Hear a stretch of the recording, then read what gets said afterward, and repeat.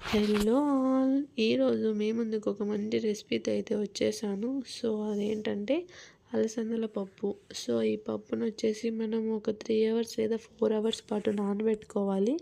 తర్వాత ఒక కుక్కర్‌ని తీసుకున్నాను. ఆ కుక్కర్‌లోకి పచ్చిమిర్చి యాడ్ చేశాను. పచ్చిమిర్చి, టమాటా వేసుకున్నాను. దీనికి పాలాకు, మెంతాకు అలా యూజ్ చేయకూడదండి. సో, అవి వేస్తే అంత టేస్ట్‌గా ఉండదు.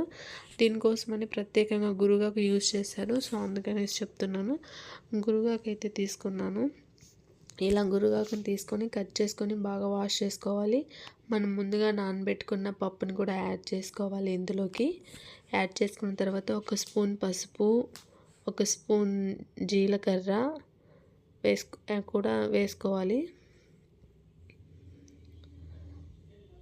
ఒకటి వెల్లుల్లి వేసుకోవాలి.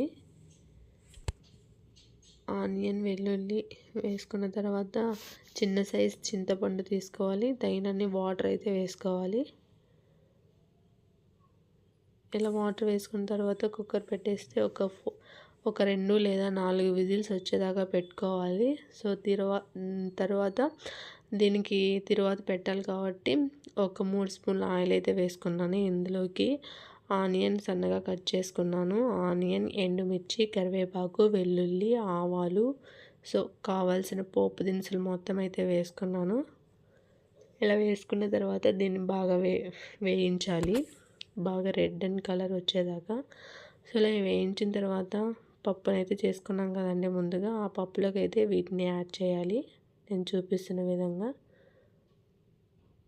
సో, ఇలా యాడ్ చేసిన తర్వాత స్టవ్ పైన ఒక 5 మినిట్స్ ఉంచాలి.